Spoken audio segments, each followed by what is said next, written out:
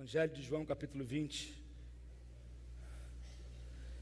E depois Gálatas também. Gálatas, capítulo 6, verso 17.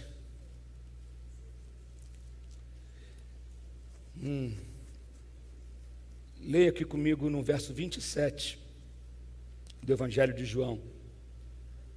E Jesus disse a Tomé: coloque o seu dedo aqui, veja as minhas mãos, estenda a mão e coloque-a no meu lado.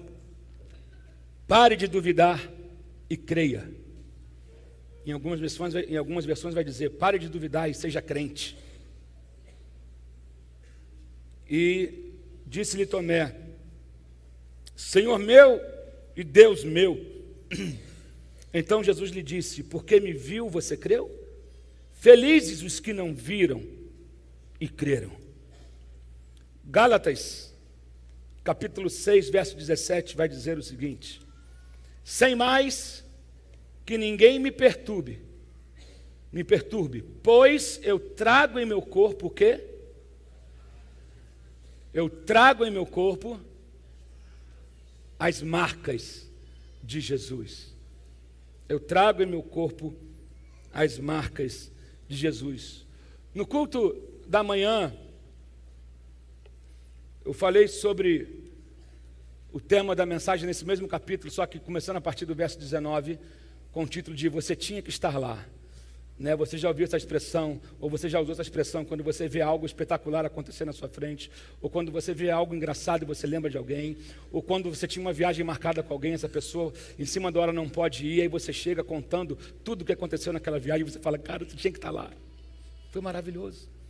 O que aconteceu? Resumindo, os discípulos estavam reunidos depois, no domingo da ressurreição, só que no domingo à tarde já havia espalhado a notícia de manhã que Jesus havia ressuscitado, mas os discípulos estavam com medos. Judas já havia se enforcado e os discípulos estavam trancados num lugar de culto, num lugar onde eles se reuniam, com portas trancadas, e de repente ninguém bate na porta, ninguém toca a campainha, ninguém chama do lado de fora: fulano, não. De repente, no meio da reunião, aparece Jesus e diz para eles: paz seja convosco. E eu disse de manhã que essa primeira paz que foi liberada foi uma paz de calma, uma paz de tranquilidade, uma paz que faz cessar todo o estresse e toda a agitação de uma vida tensa e insegura. Jesus chega sem bater na porta, Jesus chega e ele simplesmente entra onde eles estavam trancados. E eu profetizei nessa manhã que Jesus estava entrando em alguns lugares que você está trancado na sua vida, e Deus estava liberando uma paz sobre você. Amém? E depois Jesus libera uma segunda paz, quando ele comissiona, ele fala: assim como o Pai me enviou, eu também vos envio. Essa é a paz do vai, porque eu sou aquele que te garanto, eu sou aquele que te defende, eu sou aquele que te guarda. Diz a Bíblia que Jesus soprou sobre eles e disse: recebam o Espírito Santo. Né? E esse mesmo verbo usado aqui nesse versículo é o mesmo verbo usado em Gênesis capítulo 2, verso 7, quando Jesus soprou no homem, naquele boneco de barro, e o homem se tornou alma vivente. Aqui o homem estava morto em seus pecados. Jesus chega aqui e fala: e soprou sobre eles e disse: sejam revivificados agora. Recebam uma nova vida. O Espírito que está sobre mim, eu libero sobre vocês. Recebam o Espírito Santo. Só que no verso mais na frente vai dizer que Tomé não estava nesse culto. Tomé faltou o culto. Tomé se escondeu. Judas morreu e Tomé meteu o pé. Judas se enforcou, Tomé meteu o pé porque estava com medo. Então eu falei sobre o perigo que tem quando você deixa de congregar, porque você está dominado por frustrações, você está dominado por decepções, você está dominado por medo e por insegurança, porque só existem bênçãos que só acontecem no meio da congregação, que não vai acontecer através da internet. Tem gente que pode estar na igreja, mas prefere ficar no conforto do sofá, zapeando, inclusive zapeando o culto. Deixa eu ver o que o pastor está falando agora. Agora deixa eu ver como é que está o futebol. Tomé perdeu aquele culto, ele perdeu um momento ímpar, Por isso que quando os discípulos encontraram com ele, começaram a falar, cara, a gente viu o Senhor, nós vimos o Senhor, nós vimos o Senhor, nós vimos o Senhor. Ele falou, eu não creio. Ele duvidou, ele deu lugar, ele falou, só creio se eu ver. Na verdade, tanto é que Jesus não repreende a sua dúvida, Jesus repreende a sua incredulidade. Porque se tem um pecado que irrita a Deus, é o pecado da incredulidade. Dúvida, todos nós temos, estamos sujeitos a ela. Eu só não posso deixar a dúvida sufocar a minha fé. Nesse caso, Tomé deixou com que a dúvida sufocasse a sua fé. Então ele ficou oscilando entre a dúvida e a incredulidade. A dúvida é o seguinte, eu sei que ele pode fazer, mas eu não sei se ele vai fazer na minha vida. Eu sei que ele tem poder para isso, eu já ouvi testemunho, eu já vi ele fazer, eu já vi ele curar, eu já vi famílias serem restauradas, eu já vi pessoas que perderam tudo, serem restituídas de tudo. Eu sei que ele faz, mas eu não consigo crer para mim. Essa é a dúvida. O incrédulo não. O incrédulo, ele diz, eu me recuso a crer. Foi isso que Jesus repreende nele, chega para ele e fala assim, o cabeção, seja crente. Será que você pode virar para alguém do lado? Não precisa falar o cabeção, mas eu falo assim, amado ou amada, seja crente. Agora talvez o crente para você soa um jargão muito evangélico. Você pode dizer para ela, crê, ou creia. Tomé era o tipo de cara que ele tinha que ver para crer. Eu quero ver. Se eu ver, eu acredito. Eu preciso tocar na evidência. E só que a fé, ela é a substância da evidência. Mas Tomé não. Tomé queria tocar. Tomé queria ver algo. E aí, na manhã, a gente terminou dizendo o seguinte: hoje, nós somos a evidência. Se você quer ver um milagre, olha para a pessoa do seu lado. Com certeza você tem uma história para contar. Coisas difíceis que você viveu, situações que você quer tocar num milagre, toca em você. Quer tocar num milagre? Toca em você. Eu sou a evidência hoje. Alguém pode gritar aqui, eu sou a evidência? Eu sou a evidência, eu tinha perdido tudo, eu fui diagnosticado com câncer com 8 anos de idade. Aos 8 anos de idade o médico disse que eu tinha leucemia e que não sabia se eu ia sobreviver àquilo. O Senhor foi e me curou, então eu estou aqui. Quer tocar no milagre? Toca em mim. De repente você está do seu lado, você tem o seu testemunho, a sua história, e as pessoas estão atrás. Eu quero ver o sobrenatural, eu quero ver o sobrenatural, eu quero ver o milagre. Olha para a pessoa do seu lado, olha para você.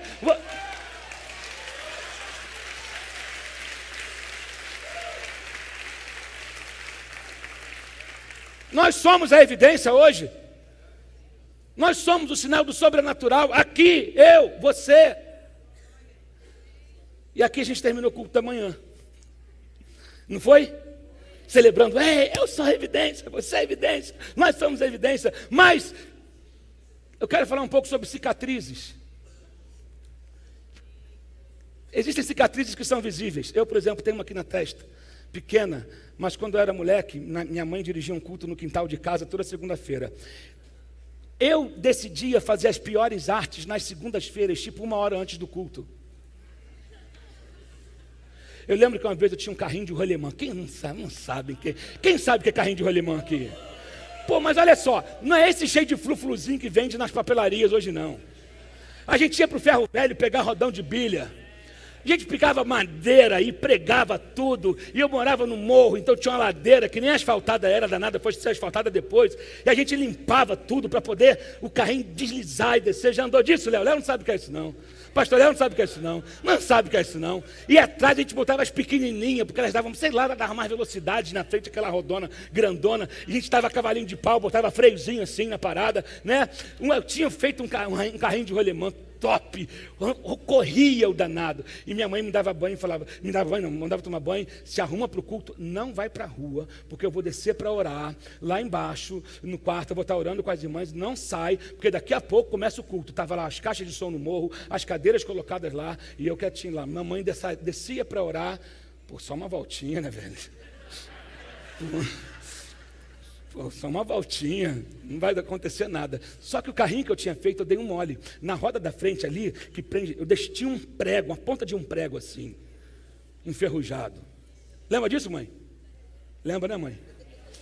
Pois é, não me deixa mentir, a irmã Senita ali. Foi dar aquela descida, né, na ladeira, lá embaixo eu dei um cavalinho de pau. Quando eu dei o cavalinho, o prego entrou aqui. Aí já venho eu para casa, todo ensanguentado. Menino, você tinha que fazer isso agora. Aí corre, me levaram, acho que nem levou, passou um monte de coisa. Eu sei que deu um rebu danado. Mas tem uma anterior a essa, que lembra daquela grade que eu puxei e caiu na minha testa? Segunda-feira, dia de culto. E era uma grade pesada, que eu acho que está lá até hoje, na casa lá do Adilson. É provável que esteja lá. Negócio pesado. Como é que eu consegui puxar aquilo? Ele veio na minha testa, ela caiu. E ele é o seguinte, morava no morro, a clínica que atendia a gente era Camode, lá em Vicente de Carvalho. E não tinha carro não, irmão. Era descendo no morro, minha mãe carregando. Meu pai trabalhava na Light, nem sempre estava em casa nessas horas. E minha mãe comigo no colo e minha perna batia assim no joelho dela. Porque ela era baixinha, né? Aí ela descia correndo comigo. Começa o culto, dirige o culto, que eu já cheguei, mas você se machucou, que eu fazia mais arte. Então eu tenho uma cicatriz aqui. Eu tenho uma outra cicatriz no cotovelo, que é quando eu andava de skate no morro. Gostava de andar de skate, também tomei um tombaço, arrebentei meu cotovelo todo. Uma outra vez, numa bicicleta que meu pai me deu, aquelas bicicletas que dobravam, uma Caloi, e estava asfaltando o morro, a rua, e aí eu fui andar de bicicleta também no dia de culto, e a bicicleta capotou comigo, eu fiquei todo ralado. Quem aqui tem alguma cicatriz assim aparente, de que se te lembra alguma coisa? Cicatrizes nos lembram. Na verdade, o nosso corpo se torna um grande contador de história. Quando você olha para as suas cicatrizes. É ou não é verdade? Eu tenho certeza, talvez você aí olha, talvez a sua esposa te olhou, alguém te olhou, essa cicatriz aí eu lembro quando foi, essa cicatriz aí, esse teu braço. Alguns foram acidentes graves que sofreram e você sobreviveu. Alguns foram outras coisas brincando, caí de bicicleta, arrebentei o joelho. A Fernanda tem uma cicatriz no joelho enorme, que foi quando ela foi andar de cavalo, o cavalo ficou desgovernado e ela saiu arrastando o joelho numa parede chapiscada. Cicatrizes. Todos nós temos algum tipo de cicatrizes, e as cicatrizes, elas são partes da nossa vida, porque quem nunca se machucou? Eu tenho uma vantagem, eu nunca quebrei nada, e eu lembro que na época de moleque eu invejava quem tinha gesso. Por que eu invejava? Porque quando o moleque chegava engessado na escola, ia um monte de menininha em volta, posso botar meu nome aí? E não via em mim. Será que eu vou ter que arrumar um gesso para eu ser visto? Ninguém me dá ideia, ninguém me dá mole, porque eu não tenho gesso. Quando alguém quebrava, chegava o cara lá e dizia, ai, tadinho, deixa eu fazer um desenho. Eu ficava com raiva.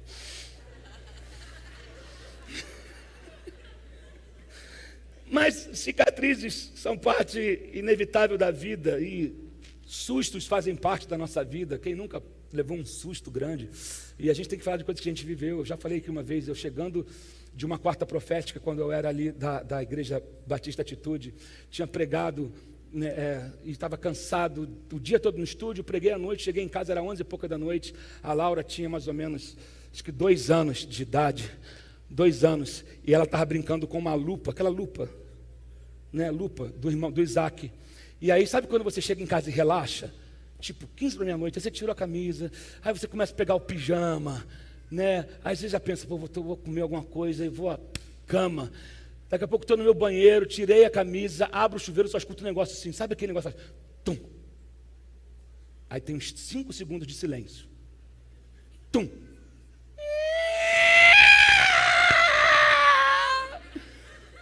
Quando eu saio, desesperado, encontro a Laura toda ensanguentada, ela caiu em cima da lupa.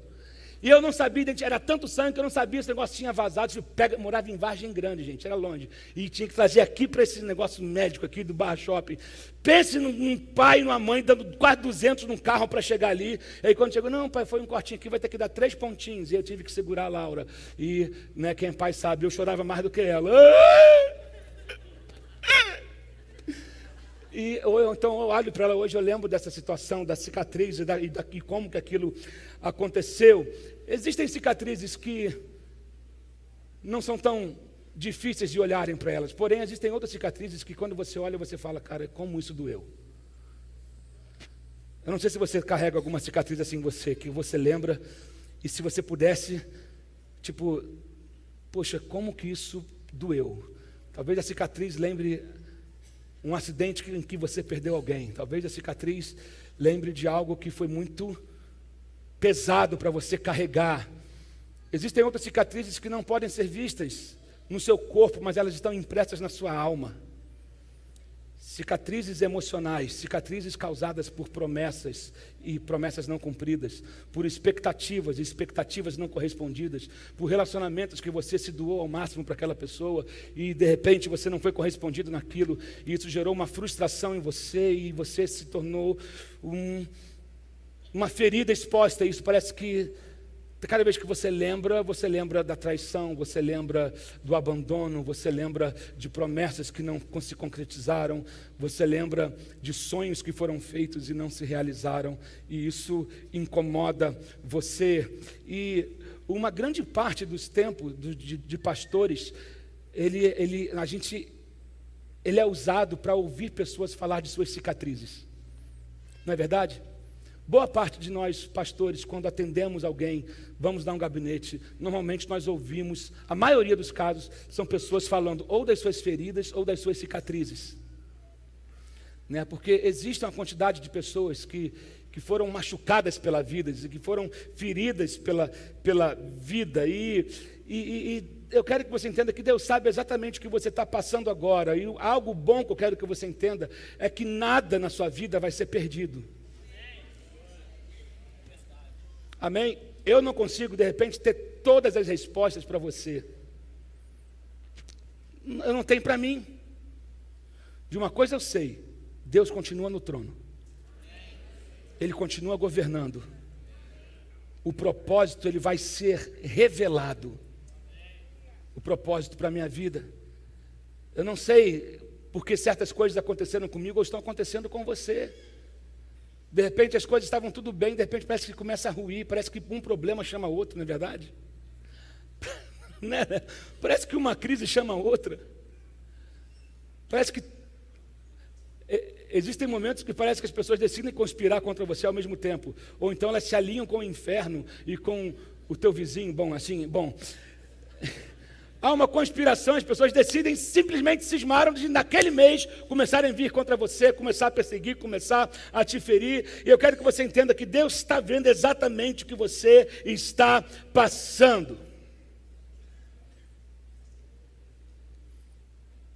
Deus sabe exatamente como você está passando, e você pode ter cicatrizes de abuso físico, de abuso emocional, de abuso espiritual. Talvez você foi enganado por um líder religioso.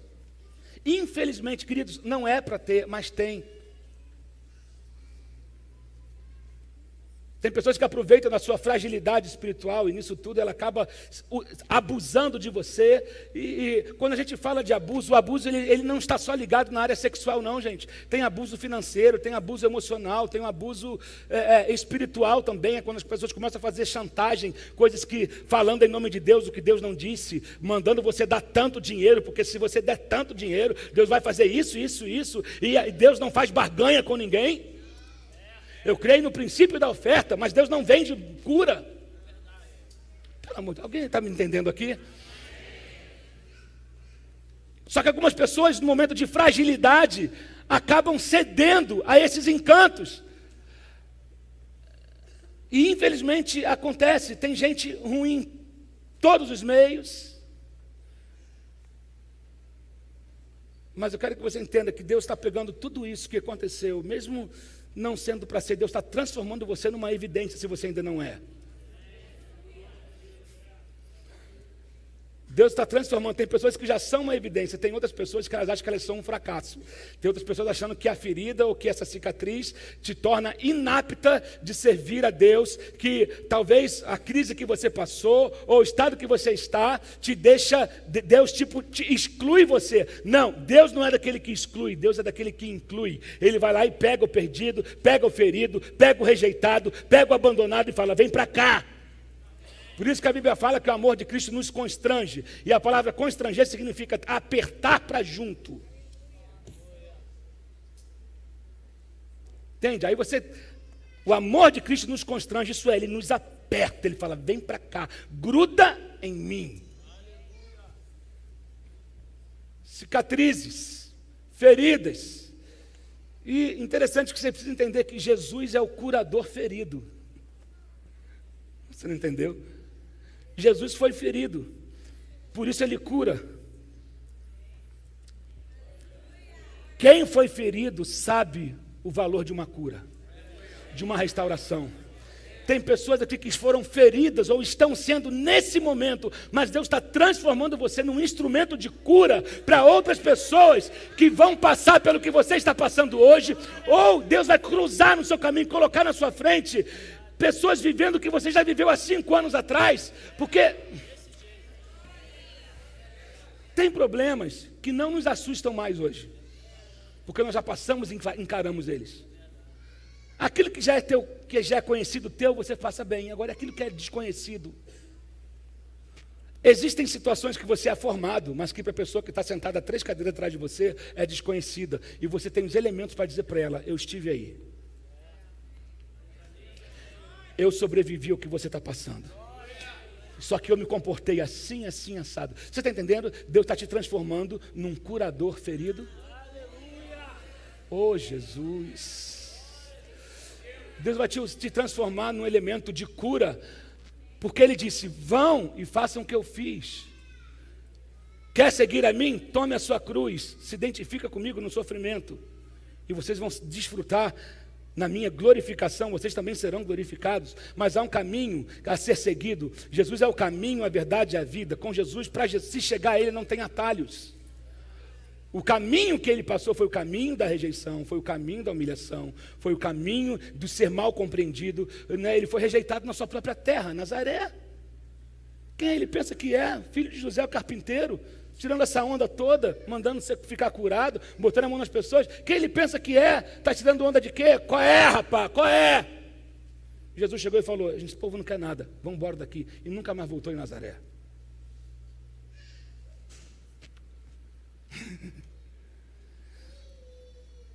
Meu Deus, você vê, Jesus, ele foi traído por alguém que ele amava. Vai vendo se você se identifica em alguma área disso aqui. Jesus disse aos seus discípulos, um de vocês me trairá. Um de vocês vão pisar na bola comigo, um de vocês vão me trair. Jesus foi deixado pelos seus amigos na hora que ele estava mais angustiado, quando ele estava no jardim de Getsemane, e ele falou para eles, vocês não conseguem ficar acordado comigo 1 hora?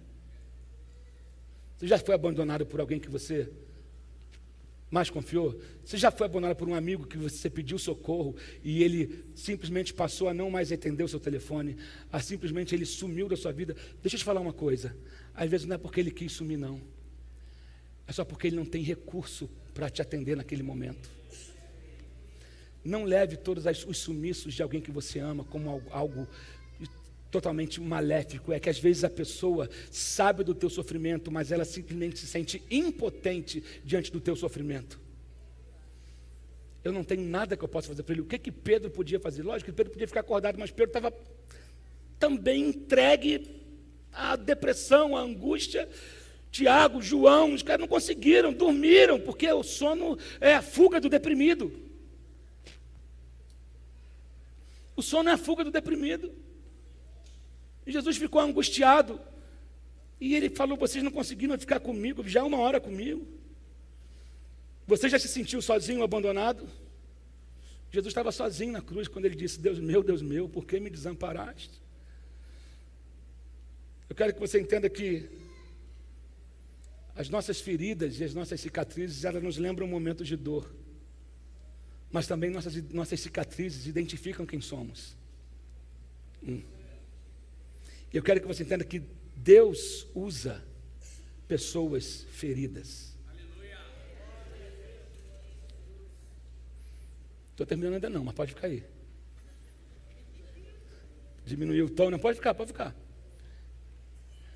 Jesus usa pessoas marcadas. A tua marca não é uma desculpa para você ficar no anonimato.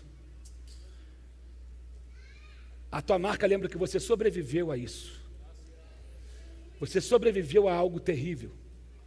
E o Senhor te sustentou até ali. Jonas era um cara marcado. Ele não queria que Nínive fosse salva. Porque os ninivitas eram terríveis contra os judeus. Eles matavam, empalavam os homens em praça pública. Sabe o que é empalar um homem em praça pública? É enfiar uma lança nele, encher ele de querosene e tacar fogo em praça pública. Então, quando Deus vem e manda Jonas pregar para aquele povo, Jonas era um cara que tinha uma amargura, tinha uma raiva daqueles ninivitas. Ele falou o seguinte: salva qualquer um, mas não salva aquele povo merece o inferno. Essa, a nossa ideia de julgamento é totalmente contrária de como Deus pensa. Você vê uma notícia ruim no jornal, seja que um cara que fez uma atrocidade, você fala, esse cara tem que morrer, tem que ser, você sabe. Jonas olhava para o povo de Nínive, ele falava, esse povo merece o inferno. Eu não quero pregar para lá. Você conhece a história, ele tenta fugir, cai no ventre de um peixe, no peixe ele ora, o peixe vomita ele no propósito. De Deus, não, deixa eu falar um negócio, não adianta fugir de Deus. Você só vai adiar. Mas quando Deus decide te pegar, Ele bota um peixe no teu caminho, Ele bota, seja lá o que for, Ele arruma um jeito de pegar você e trazer você de volta, porque só há realização no propósito. Só tem como você ser bem-sucedido fazendo aquilo que Deus te criou para fazer. Jonas era profeta. O profeta não faz o que ele quer, o profeta faz o que Deus manda fazer. O profeta que faz o que quer é fake. Profeta de profecia encomendada é fake. Profeta que só quer profetizar para gente rica e famosa é fake. O profeta, ele está a serviço de Deus. Então, você sabia que o profeta era o único que não recebia dinheiro do templo?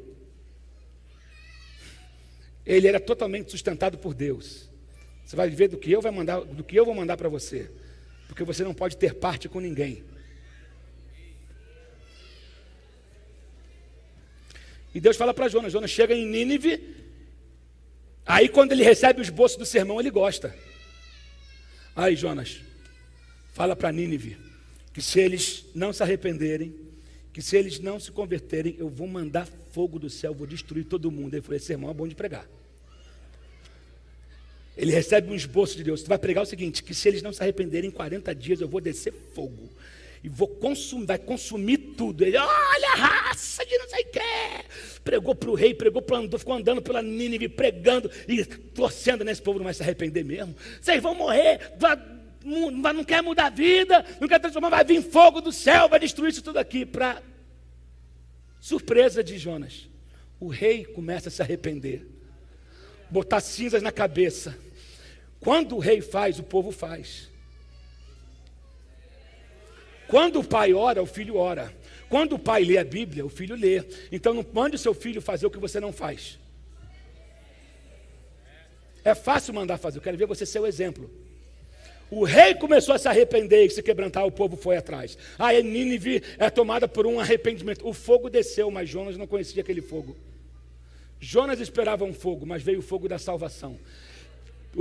Jonas esperava o fogo para consumir tudo, só que veio o fogo do avivamento, veio o fogo do quebrantamento, veio o fogo da salvação. Por quê? Jonas era um cara ferido, por conta do que aquele povo tinha feito com o povo dele. Então, na justiça de Jonas, não cabia salvação para aquele povo.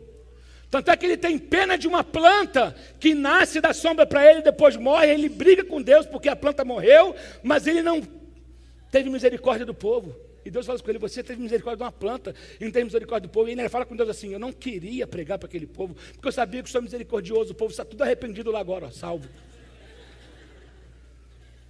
Você consegue orar por alguém que te feriu? Ei, você consegue, meu Deus, interceder por alguém que fez mal a você, que tenha ferido você? Jonas ficou de longe porque ele estava esperando o fogo descer e ele não conseguiu ver, identificar. Porque quando a gente é dominado pelas nossas feridas, a gente não consegue discernir o que Deus está fazendo. Deus está agindo, a gente fala, até agora Deus não fez nada, só que Deus está fazendo, Deus está quebrantando o coração, Deus está salvando, Deus está mudando, Deus está... mas você está focado nas suas feridas. Nem sabia que eu ia falar isso, porque o Jonas nem estava no esboço. As tuas cicatrizes não te identificam como um perdedor, querido. Pelo contrário, as tuas cicatrizes te identificam como um vencedor. Eu venci e cheguei aqui. Jesus dizendo para Tomé, ele disse: toca, porque a cruz não pôde me deter. Toca, eu passei pela morte, eu fiquei no túmulo, mas hoje eu estou aqui. Você quer uma evidência, baby? Então toca aqui. Cicatrizes lembram disso. Meu Deus, ele estava dizendo, eu sou o mesmo homem que estava na cruz, o mesmo que estava no túmulo, e agora eu estou vivo para todo sempre, porque a morte não pôde me deter. Então eu estou aqui com as minhas marcas. A ressurreição não tirou as marcas de Jesus. Meu Deus. Ser ressurreto, nascer de novo, não significa não ter marcas. Meu Deus. Mas as marcas identificam que eu passei pela cruz, passei pelo túmulo, passei pelo fogo, passei pela traição, passei pela decepção, passei por um monte de coisa, mas I'm here, I'm alive, eu estou vivo, eu estou aqui, do teu lado, respirando, e Deus ainda não terminou comigo. O que Ele começou, Ele vai completar. Na verdade, está começando agora. Meu Deus. Repita comigo: as minhas cicatrizes não me lembram as minhas derrotas, mas sim as minhas vitórias. Aleluia! As minhas vitórias, meu Deus! Deus não virou as costas para você. Cicatrizes são poderosas, queridos. Cicatrizes são poderosas, elas representam que você sobreviveu. Pedro e os discípulos, interessante aqui, na mentalidade deles era complicado ter um Deus com cicatrizes. Eu tenho dificuldade de ter um Cristo com cicatriz, dificuldade de ter um Jesus com cicatriz, mas ele está dizendo: Pedro, eu me identifico com você, você precisa se identificar comigo. Se identifica comigo e você vai reinar comigo. Cicatrizes fazem parte da nossa caminhada, mas elas não podem parar a gente. Elas me lembram que não foi fácil eu ter chegado até aqui, mas eu cheguei. E Paulo vai dizer sobre isso: eu trago em mim as marcas de Cristo. Não me perturbem, não fiquem me amolando, porque eu trago em mim as marcas, eu trago no meu corpo as marcas de Cristo, porque eu também fui açoitado, porque eu também fui humilhado, porque eu também, então eu me identifico com Ele. O tomar a cruz, que Jesus disse, tem a ver com isso. Ser cristão não te deixa imune à enfermidade. Você vai ter momentos de enfermidade, mas eu creio que nele eu sou curado, mas não quer dizer que eu nunca vou ter enfermidade. Não quer dizer que nunca ninguém vai me decepcionar. Eu não estou imune a essas coisas. A questão é que eu consigo passar por essas coisas. Você está entendendo? Que independente de qual seja a marca que esteja no teu corpo, qual seja a marca que esteja na sua alma, Deus não abriu mão de você. Nós temos uma mentalidade às vezes de encontrar, sabe, de encontrar Jesus, e a gente entrega a nossa vida para Ele e de repente, da noite para o dia, a vida se torna num mar de rosas. Aí eu acho um evangelho jacuzzi. Sabe o evangelho jacuzzi? Aquela banheira maneira com 357 jatos, com luzinha de não sei o que pisca ali, que relaxa e que me deixa... Tem muita gente achando, querendo encontrar um evangelho jacuzzi, querido, é impossível.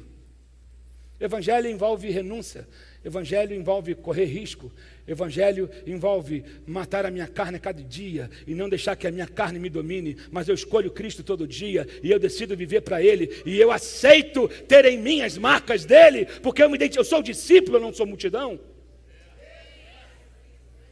A multidão quer o evangelho jacuzzi, o discípulo quer as marcas. Alguém me ajuda dando glória a Deus aí? Se eu tô...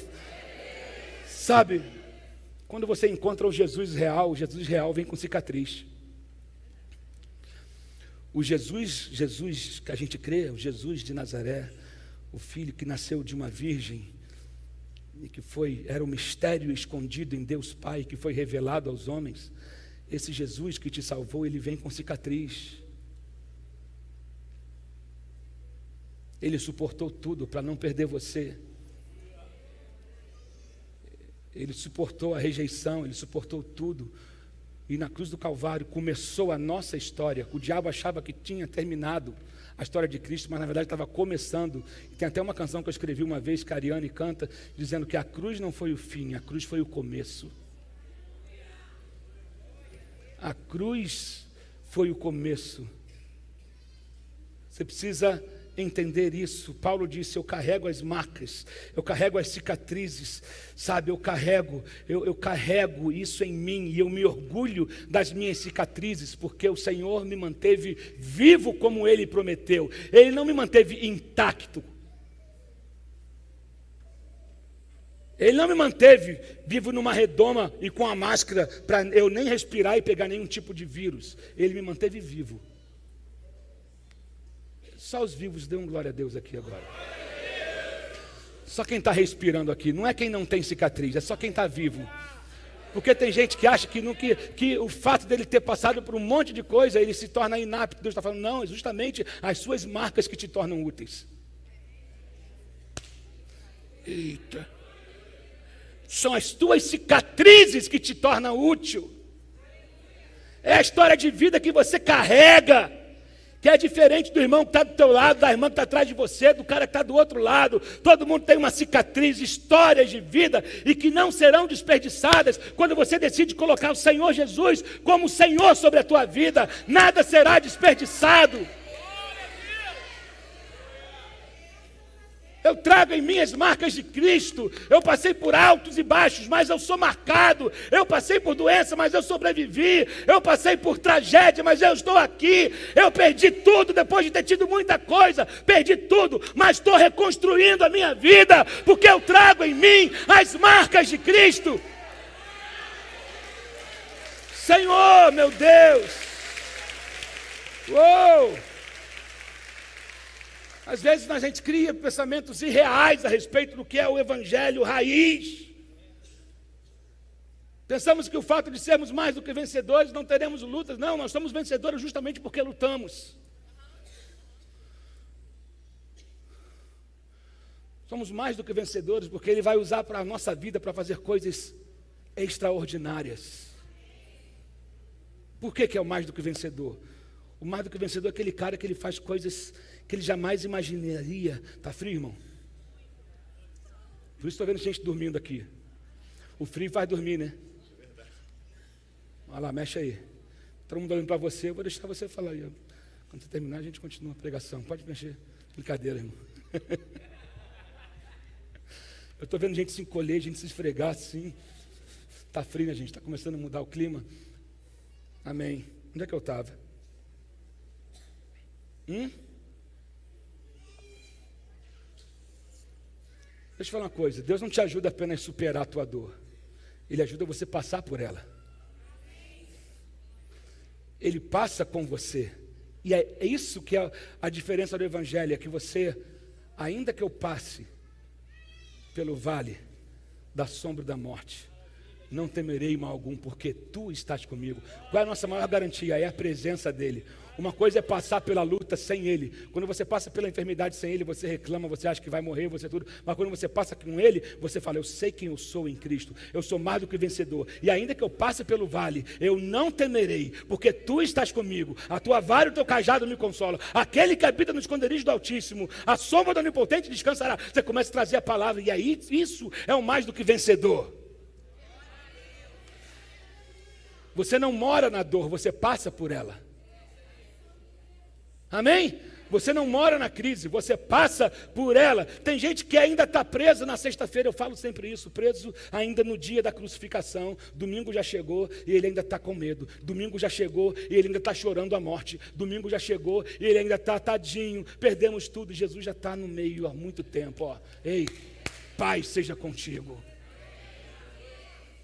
Você está de que lado? Da crucificação ou da ressurreição? Você está chorando ainda a cruz? Ou você está celebrando que a pedra foi removida? E ainda o anjo chega e fala, entra e vê, não está aí aquele que você procura. O outro chega e fala, por que procura dentre os mortos aquele que está vivo? Ei, para de andar em cemitério. Você não está entendendo. Você está andando em cemitério procurando quem está morto, refém de coisas mortas, refém de um relacionamento morto, refém de uma situação que já. Ei! Sai do lugar da morte, vai para o lugar da vida.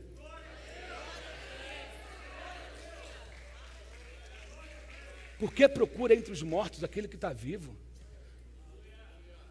Deus tem um chamado de vida para você.